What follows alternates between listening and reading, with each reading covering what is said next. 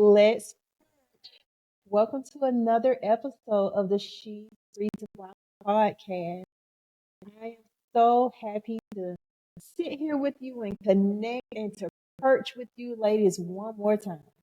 And today we have our special guest, Miss Joyce Rose, who will be perching with us today.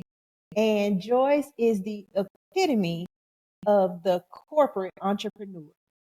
So, yay, Joyce, thank you for joining us. First of all, thank you so much for the opportunity. I really appreciate you. Not just for the podcast, but you just as so thank you. Thank you, thank you, thank you, thank you. Today we are going to have a few discussions. We're going to have a conversation about the journey in corporate America, but also being able to connect that journey with entrepreneurship. So, ladies, it's 2024. You know, we had fun. We talked about some deep things, and now it's time for us to start talking about business. Okay, so we're gonna talk with Joyce, just about her journey first to corporate America, and those things that have allowed you to achieve the highest wins, the highest rankings in corporate America first, and your role in corporate America. Yeah. Awesome. Well, right now I'm an enterprise account executive for a small technology company. I've been in the tech field for over a decade, but as a career is concerned, I've been in sales for 2 decades. So I've always kind of, pushed myself into sales because, to be honest with you, there's no other way for you to make a lot of money if you're not in sales, right? So you need to be selling to some sort of capacity to make an exponential amount of money. Okay. And what does a woman in sales look like? What is the percentage like in the circles that you're in, like of just women in sales? Right. So there aren't a lot of women in sales in general, right? Because most people look at being in sales as a very masculine thing. But when you talk about the technology sector, when I first started off 10 years ago, there was a big push to get more women into sales. So you see more women in sales, but not as many as men, right? So on my team, for example, I'm the only woman of color on my team in sales, and there's another woman as well, but that's out of a sales team of about 10, right? So we still have a lot to work to do to get more women in sales for sure. So for your company, we're looking at about 20%. 20% women. Yeah. And 10% African American women. Right. Yeah. And I am almost certain that the larger the team gets, that percentage goes down even. Yeah, absolutely. I mean, I've been on teams where I was always just kind of the only one, right? Throughout my career. And it doesn't bother me like it used to. I've gotten really comfortable with it now, because I do understand that in these spaces, you're not going to find a lot of us in these spaces, right? There is a big push now, especially with the diversity, equity, and inclusion, push right after like 2020, especially around George Floyd, those sort of, situations, which are kind of microcosms of what's happening in the global world at large. Those situations have pushed corporate America to say, hey, actually, what are we doing for Black America, right? How do we get more Black people in tech? And, you did see a lot of tech companies kind of hiring more of us. But now you're seeing the flip, right? A lot of us are being the first ones to get out of the door. So very, very interesting times right now in technology. Because I also know that there's a great push to end DEI, diversity, equity, and inclusion in educational spaces, in corporate spaces, in any kind of space that they can pull DEI out of is happening. It's unfortunate, but it's very true. You know, there are a lot of companies that are still very much interested in helping to progress African Americans within technology. You know, but there are some companies who are kind of turning their back on those initiatives for whatever reason. Now let's bring in the entrepreneur space into this DEI conversation, or just even the social justice space in this conversation. What are some of your goals with women of color, with DEI in corporate America? Yeah, I think ultimately I would love to see more of us, right? I think that, you know, you bring in just being a woman, right? Okay. Being a woman in all the facets of, you know, motherhood, whether you're a wife or, you know, just having those sort of perspectives at the table are very important. And then you layer it in with being African American. That's a whole different experience that you bring to the table, right? Okay. So I think it's important to have diversity of thought in these rooms. I mean, if you're not at the table, right, to help bring a different perspective, then how are you really going to get the change that you need?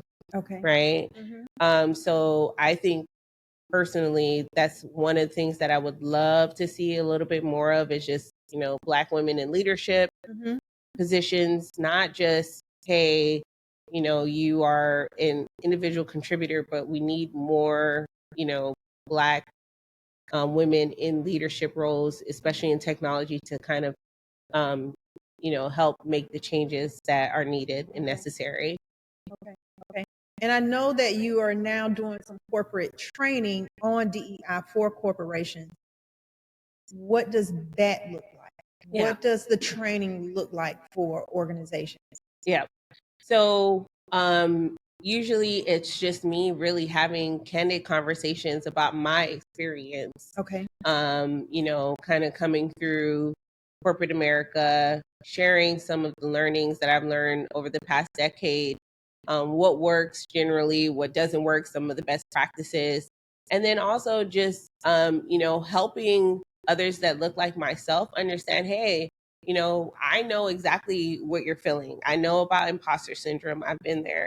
You know, I've struggled with that. You know what I'm saying? Like, I know what it's like to try and build internal champions that don't look like you, right? Because you need internal champions at the executive level to be able to, you know, say your name in the rooms when you're not there and, you know, kind of give you some sort of recognition that you probably wouldn't get otherwise. So trying to give people that look like me the tips so that they can succeed and thrive in these sort of environments. That's the goal of these sort of trainings. Okay. How to navigate the world of technology when you look like me. So diversity, equity, and inclusion training is not just about training the organization just for more hiring and diversity and inclusion, but it's also training the employee to fulfill the space to their highest capacity. Yeah, yes, exactly. Because typically, especially in like large corporations, they'll have these ERGs that. What's ERG? Please tell us what's ERG. So the term, I can't remember the actual acronym right now. Okay. But basically, it's like a group. So you'll have maybe a Latin American ERG. Okay. You may have a LGBTQ ERG. Okay. You may have an African American ERG. The purpose of those organizations within the company are to help others or are to help educate others, you know, and also to get allies within the organization to, you know, partner alongside of you for your mission. You're never going to really get anywhere by yourself. You need those allies that can help advocate for you and, you know, really champion again on your behalf for whatever's important to your, you know, cause, so to say. So, again, I think going back to DE and I, For organizations that are kind of, that maybe don't have it, or, looking to get rid of it, those organizations are, to me, going to struggle with getting great African American talent, because how am I going to succeed if you don't see me? Yes. Like, how am I going to succeed if you don't have programs in place to make sure that I can, right? So I think it's very important, and hopefully the conversation starts to shift. But right now it's very strange times for sure. Right. And how does your company succeed if you don't have the fullness, if you don't have the magic, if you don't have the expertise that I have, if you don't have the black thought? Because you don't have black thought unless you have black thought. And it's not enough just to have black face. Right. No, not at all. And I think that's where, I think that's the missing piece sometimes. And I'll tell you why. It's like, hey, just because there's all Black people in here, it doesn't mean that we all think the same either. Right. Like that other person may be African, for example, right? And they may come in with a fully different perspective than maybe an African American. Okay. So it's having diversity in thought, period. Yes. Okay. Like, it's not just having one Black person at the seat of the table. Right. You need different Black people at the seat of the table. Yeah. You need a woman. You need a male. You like, my perspective as a Black woman is going to be different than a man's perspective as a Black male in technology. So, but again, you can't have those conversations if you don't have those people at the table to have those conversations. And there's still necessity to bring diversity to the table. Absolutely. And the diversity that's at the table, we all have an equitable stake in the conversation. Yeah. So yeah. That's, and that kind of falls on the organization and their mission, right? Like, what strategic objectives are that organization looking to achieve? Is diversity and inclusion important to that organization? Like, when we, as in, people of color, women, whatever, when you're looking to align yourself with a technology company, you need to go and look at their values, look at their mission, make sure it's something that you align with before you go and work for that company, right? Okay. You're hitting on something right now. So when a woman is looking to work in tech, and we're just talking about tech specifically, but this can be any other industry. What are some of the questions that women can ask? That's a great question. So when you're researching the company that you want to work with, right? It's almost like trying to find a car. Okay. You might want an SUV or you might want a sedan. Do you want to be with a big, large tech company, or do you want to be with a smaller boutique tech company, right? What aligns best with you? Do you want to be? I worked at a very large company, IBM, and I felt like just a number, right? And then you work at since then I've been working at very small to mid-sized technology companies. You get more visibility, but you do wear more hats because it's a smaller company and they may not have a lot of processes in place. So first, it's taking a step back and really trying to see, like, where do you really envision yourself? And then one of the things that's important to me as I kind of research any company that I want to work with is, how are they performing in the marketplace? Right?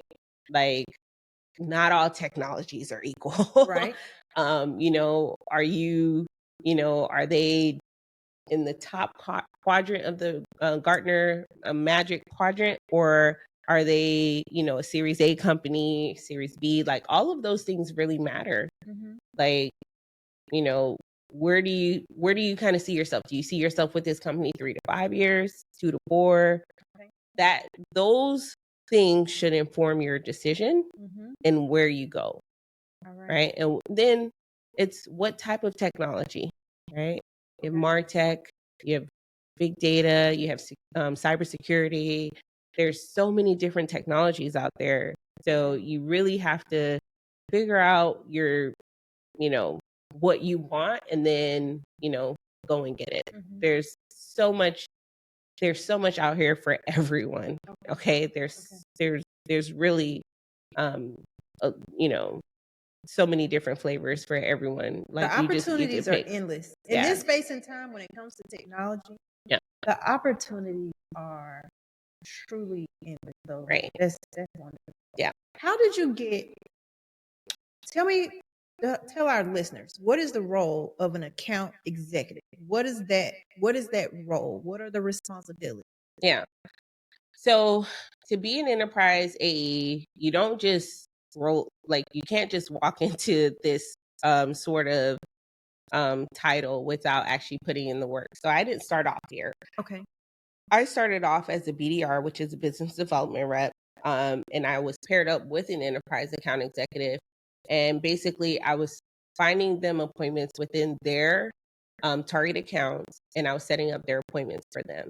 Right. Mm-hmm. And for some people, they would look at that and say, well, I don't want to do that. But the fact of the matter is that any top enterprise account executive has also been a top BDR, right? Okay. Because you're not going to wait for someone else to hand you a lead. You're going to go and find your own lead.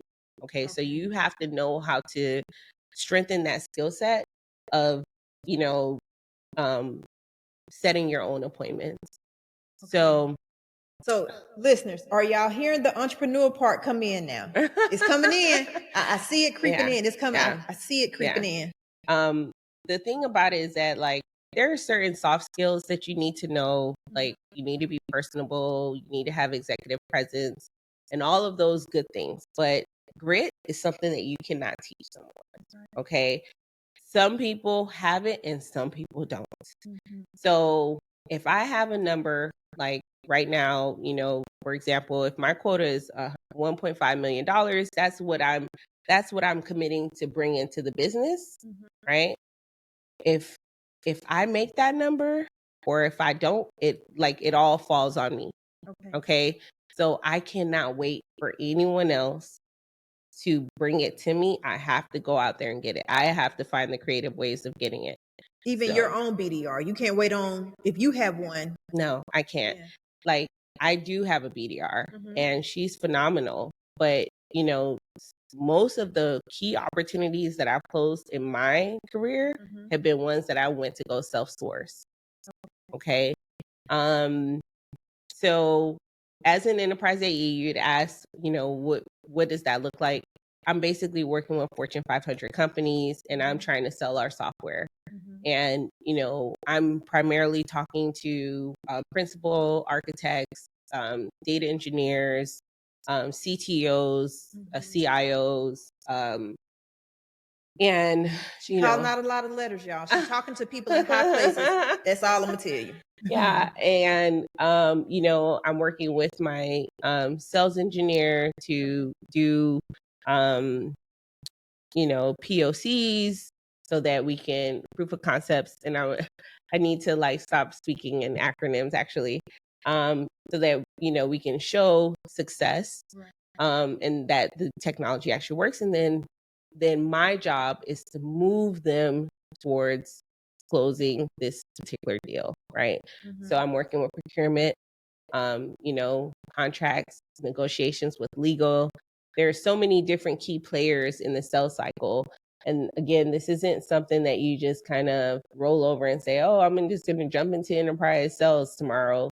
Like, this is something that you kind of work up. So I started off as a BDR, then I started selling SMB, then I went to small businesses. Okay. Mm-hmm. Then I went to mid-market, and then I went into enterprise sales. And so I guess the gist of what I'm doing is selling software, and I'm responsible to bring the business a certain amount of revenue every year. All right. Question. In sales, you are selling software. Do you sell software first? Do you sell problems first? Do you sell Joyce first? What are It's a good question. What's the order of your sales? What are you selling? That's a great question. I think it depends, and I'm going to tell you why, right? If I meet someone at a networking event, I'm selling myself, right? Because they have no idea and they don't care about what software I'm selling, right? I'm just meeting them. And so I'm having a casual conversation with them and they're getting to know me and in building that trust, then they're going to inquire about what I do. And then from there, I've already built some sort of relationship and boom, I can sell my software. If I am speaking to a customer that has come to us, then I'm trying to sell based off of the pain or the problem that they're trying to solve, right? I still have to build trust and credibility, but it's my job as a seller to figure out, okay, well, why did you come over to us? How did you hear about us? What is the challenge that you're, facing right now? How are you solving this problem today? And so that's a different conversation. And then over time, they'll come to like Joyce, right? And I think the third layer, I can't remember the three pillars that you kind of yourself, the software, or the problem. The problem, so the software. the software. I'm not a believer that the software sells itself anymore. I think there was a time where businesses would purchase software that way, but nowadays, what I'm finding is, you have to build a relationship with your champion. Magic's calling, y'all. No worries. That Magic is the only person who comes through the podcast. They already know it. That's so funny. You have to build a relationship with your champion, right? Like you have to get that internal champion and that stakeholder at that company to basically sell on your behalf. And so champion building to me is kind of one of the core pillars in selling software these days. This is your second time talking about the champion. Yes. What is the role of the champion? How do you get the champion? Because I think we all need some champions in our life, and we're so individualistic that like, oh, I don't need anybody. I got this. Yeah. So when I hear people say that they don't need anybody, red flag. Okay. We all need somebody. Okay. And there's something that you can help me with, and there's something that I can help you with. I think there's an internal champion building that you have to do just working at a company. And what does that look like? That means that connecting yourself with maybe a skip line manager, not your, frontline manager, but the person above them. Making sure that you have maybe a monthly cadence call with that individual just to check in and make sure that things are good, because I've seen it. This is chess, not checkers. Sometimes the players get knocked off the board. So if one person leaves the organization and you don't have any other champions built, who else is going to, go to bat for Deshonda? Right. So you need people that will go to bat for you within the organization at all levels, right? And in different parts of the organization. Because again, roles get shuffled. Okay. And you just never know. The person that you thought wasn't going to be a C-level, whatever, could be that person in, a year and a half. And now you have to report to them. But if you didn't try and build some sort of relationship with them, they're not thinking about you. They're not trying to help you. So that's what I mean by building internal champions. When I speak of in a sales cycle, there's a sales methodology that I follow called MEDPIC. And in that spell that? MEDI PIC. Okay. Yes. Got it. It's like metrics, economic buyer, etc. So it's a whole process that you follow. And if you don't have the green light on each of these processes, then you're probably not going to close the deal. When you're trying to sell, $1 million worth of software to like a Coca-Cola or something like that, these are not decisions that come quickly. So you have to find the champion within Coca-Cola that's going to go and sell on your behalf to those key stakeholders within Coca-Cola and basically say why this particular technology is needed. Because you have to understand, I'm not the only person competing for that business, right? It could be me and 4 other vendors competing for that particular business. And so that's what I mean by, getting a champion within the sales cycle. A MedPick champion is a different sort of champion that I'm referring to in the buying process. And that's the person who's basically going to go and sell on your behalf. And you need to make sure that you're maintaining a good relationship with them throughout the sales cycle in order to get the deal done. Okay. Okay. Man, so when you are in the entrepreneur space, when you are doing coaching on sales and you're doing executive and corporate coaching on sales, you are taking this information to the owners or are you training the sales team? Yeah, so that's a great question. So I do individual coaching. So, for example, working with a rep right now out of Arizona. She's an SMB rep, but she wants to get into enterprise sales, and I'm helping her, kind of up level her skills to get to a point where her manager will see her as an enterprise rep and, help promote her, right? Okay. So we're working on, deal structure, just a whole bunch of components through that particular process. When I'm working with a corporate client, it could be talking to a sales team about just best practices, or it could be talking to an ERG, for women, or ERG for African Americans, and then sharing my experience as a woman in sales or as a Black person in sales. So it just really depends on, what that corporation needs. Okay. None of us ended up in the space that we're in by happenstance, chance. There is something internally, something in the development, in the early childhood space. There's something in our upbringing that gives us that we have. Yeah. It's just something. Yeah. I've seen it. And I know it exists. Where does the spirit of, there's a spirit of that I get from you. This is the goal, and I'm gonna talk everybody in the coming to meet me at this goal. Yeah. Yeah. Where does that come from? Where does that little Joyce Rose? Where does that? Yeah, for sure. So just for those of you who don't know, so my name is Joyce Rose. Rose was my mother's name, right? And as a little girl, my mother passed away when I was 8. Okay. So I think that actually shaped me into the woman that I am today, and just really propelled me to be very excellent, even at a very young age. When I think about just the trajectory of my career and all the things that really could have stopped me, right?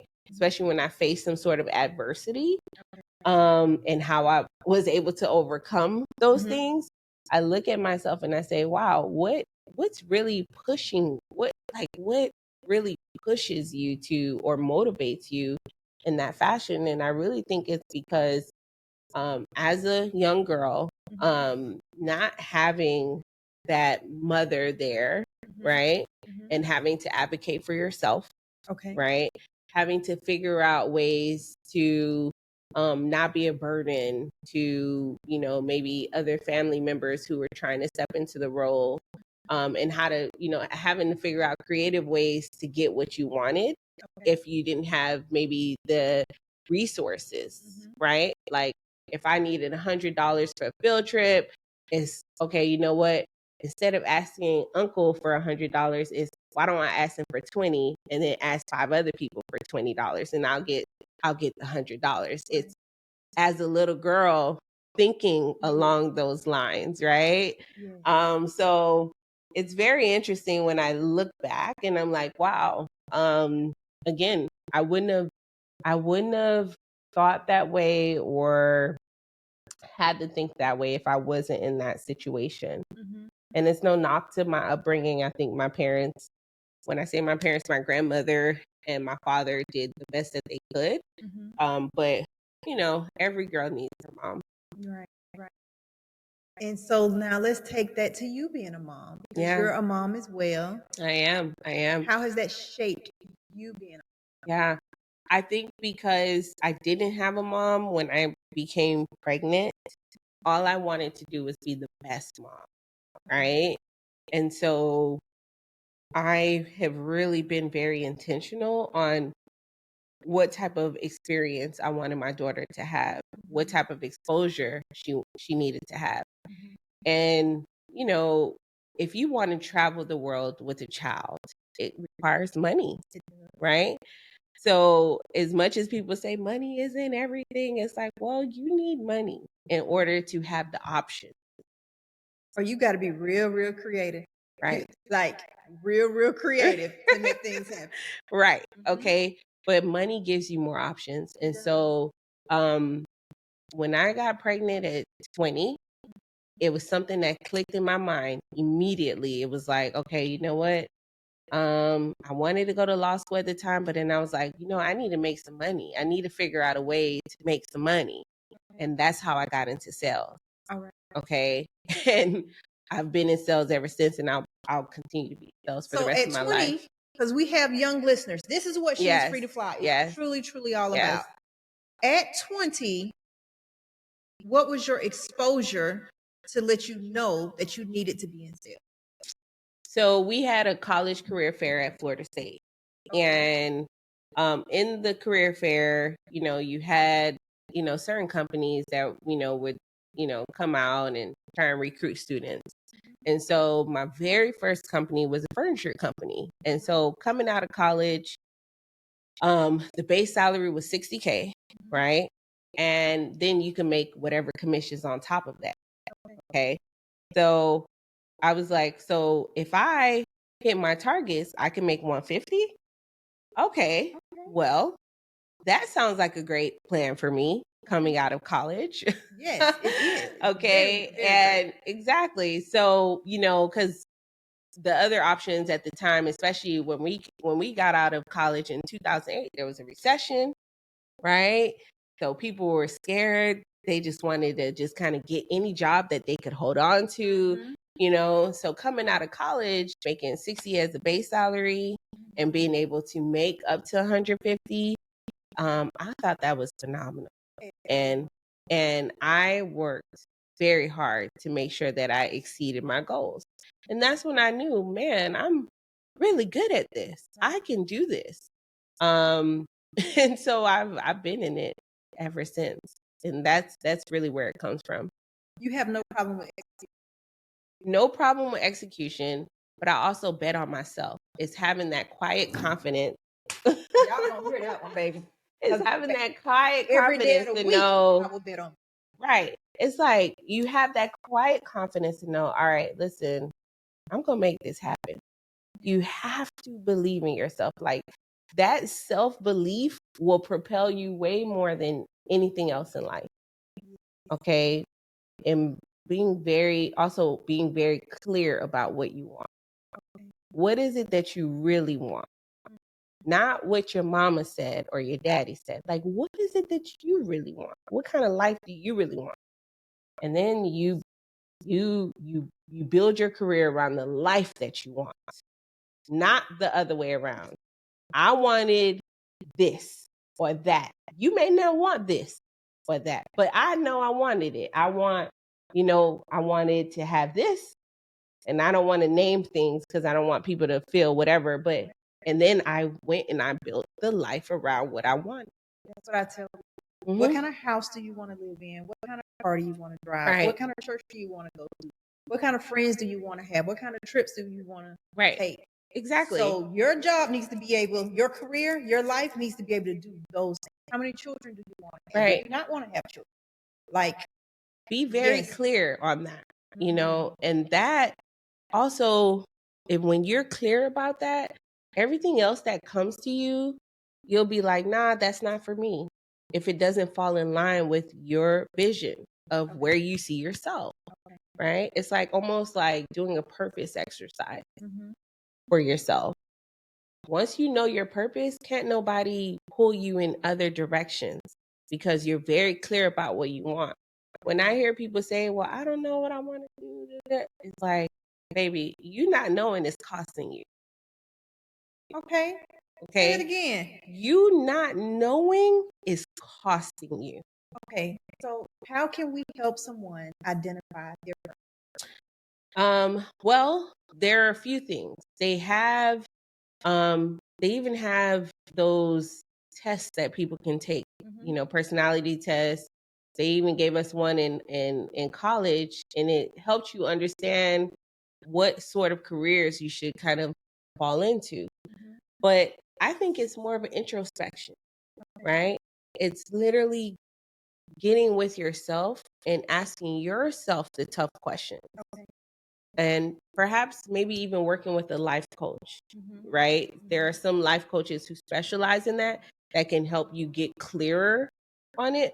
But that coach really can't tell you what you know what to do. Like, you can't tell me what I already know. Okay? Somebody can come and be like, Tashonda, you're supposed to be a pastor. Is that what the Lord told you? Right. Okay, like no one can, you have that internal compass and you should be able to say yes, like a hardcore yes, or an absolute no to things that don't align with you. And for people who don't know what they want to do, it's that sort of time costs you money. Like, you need to get very clear on what you want to do and what your purpose is.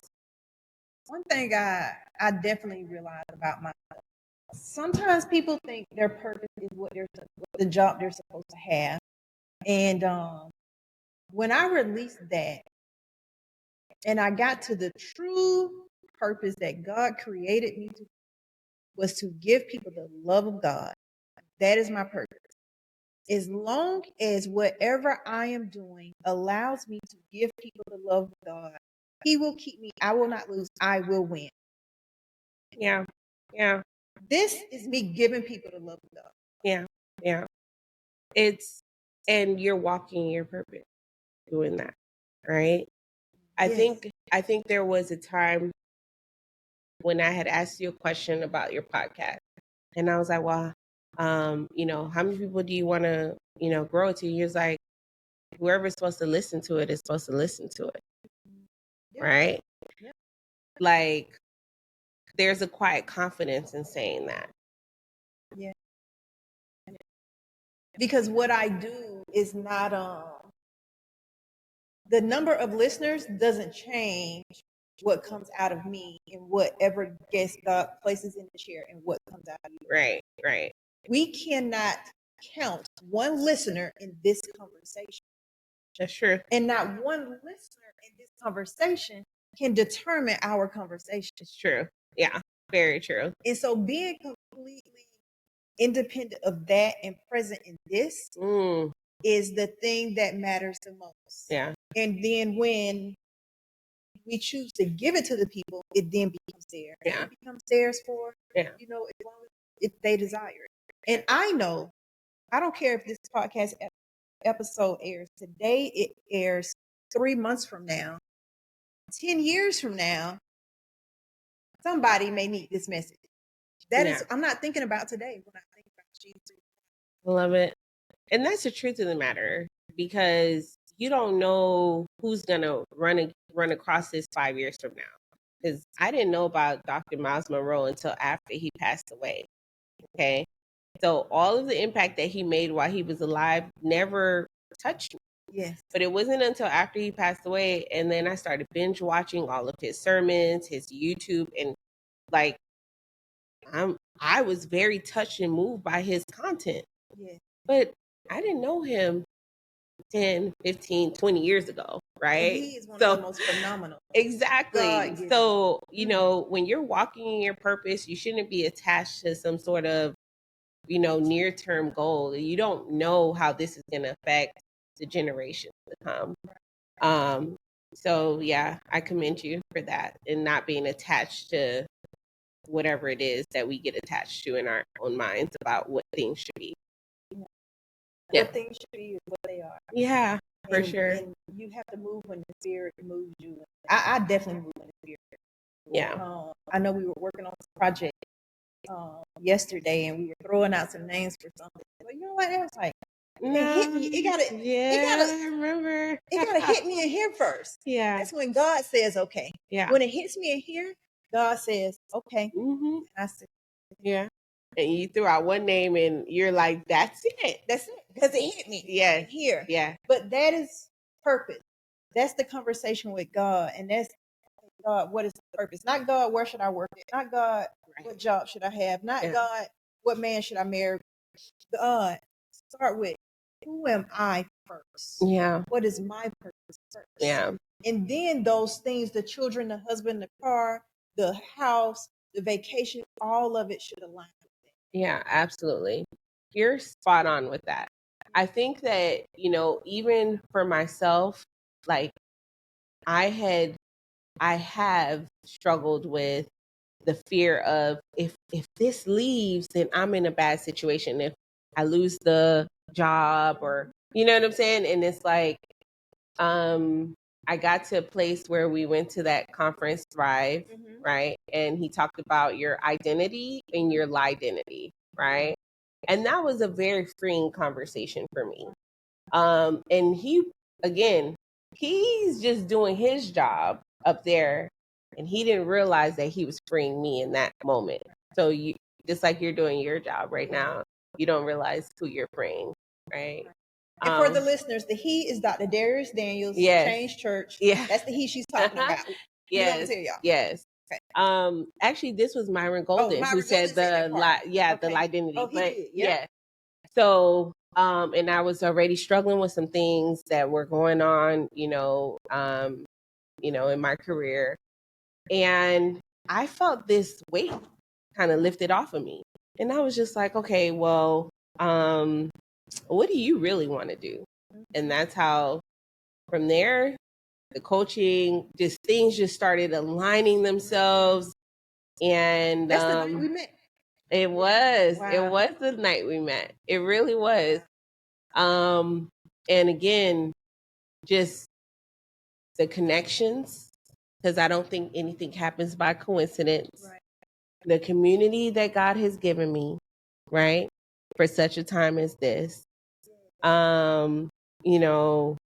Meeting you, right? Just all of those things, right? All of those things in a moment where I felt very scared.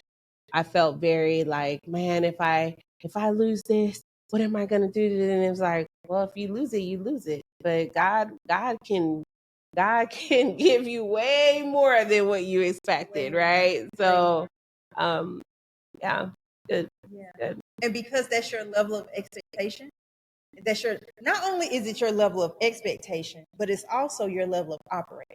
Yeah. Yeah. Excellence. Yes. Yes. Yes. Yes. It's true.